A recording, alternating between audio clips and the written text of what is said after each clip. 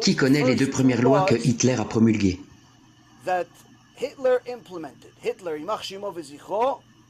Les deux premières lois que Hitler a promulguées qui, non seulement l'ont jamais mis dans une catégorie à part de toutes les autres personnalités historiques, mais qui ont également créé le plus grand miracle financier de toute l'histoire. Qui connaît ces deux premières lois? Avant les lois de Nuremberg, avant ça, des années avant, quand Hitler a pris le pouvoir, quelles sont ces deux premières lois? Ok, je vais vous le dire. Premièrement, plus de pornographie, plus d'homosexualité, plus de ces cochonneries, interdites. Berlin, dans les années 20 et 30, était le Sodome et Gomorrhe de l'époque, de Las Vegas de l'époque, le Sodome et Gomorrhe de l'époque, l'homosexualité, la pornographie, la bestialité, toutes ces cochonneries du monde. Berlin en était la capitale. Il a interdit tout ça. Il a fermé tous les bars, les clubs gays, toute la production. Tout ça était aux mains des Juifs, malheureusement. Deuxièmement, quelle est la seconde loi? Interdiction de prélever des intérêts. Plus de prêts à intérêt. Vous allez me dire, pourquoi? Pourquoi plus d'intérêt? Parce que tous ceux qui avaient de l'argent à prêter étaient juifs. Il n'aimait pas ça. Il a dit, plus d'intérêt. Pourquoi? À cause des taux élevés que les juifs imposaient.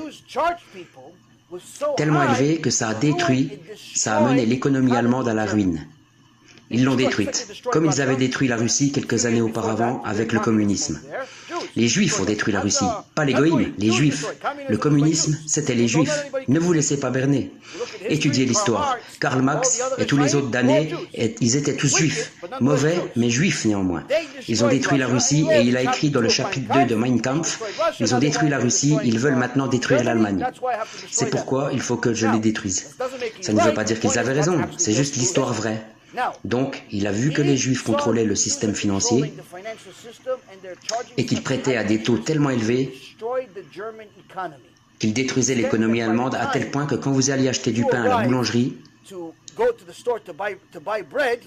il fallait y aller avec une charrette remplie d'argent. Le temps d'arriver à la boulangerie, c'était déjà plus assez.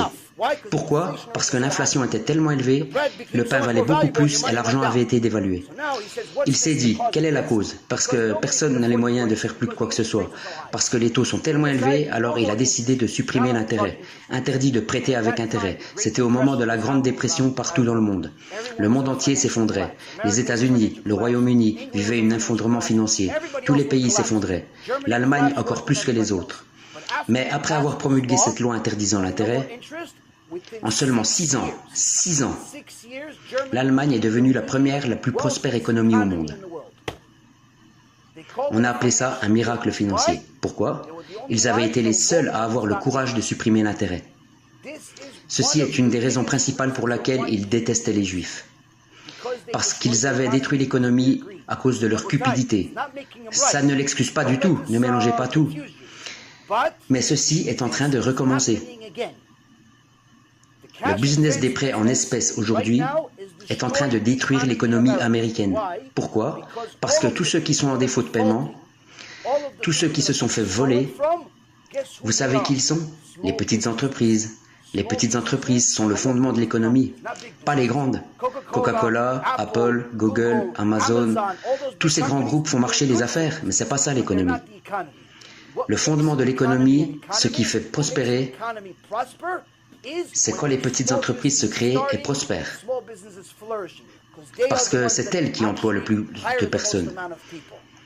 Si les petites entreprises se portent bien, alors l'économie prospère. Si les petites entreprises vont mal, l'économie s'affaiblit. J'ai travaillé 20 ans dans la finance, je sais de quoi je parle. Donc, quand vous avez un secteur dont l'objectif numéro 1,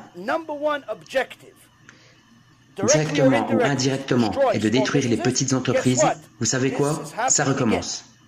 Et vous verrez bien, personne ne m'écoute, personne ne le dit la Torah, personne n'étudie l'histoire, tout le monde s'en fout, mais ça va exploser. Et vous verrez que Édom, la Torah prédit le retour d'Édom. Le nouvel Édom, c'est l'Amérique. Édom, c'est l'Amérique. Pourquoi? L'Amérique, c'est Édom, je vous le dis. Vous verrez bien ce qui va arriver.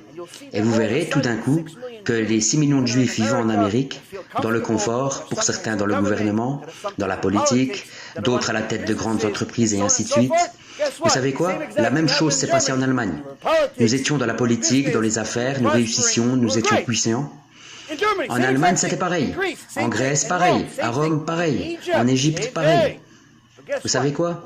Nous en voulons toujours plus. Nous péchons, nous devenons mauvais. Que se passe-t-il? Vous voulez faire le mal? Dieu va vous punir. Vous savez quoi? Il va vous rendre la monnaie de votre pièce. Ceci est en train de se passer sous nos yeux. Malheureusement, je ne sais pas si les grands rabbins de notre époque s'en rendent pas compte ou sont nonchalants. Je ne sais pas.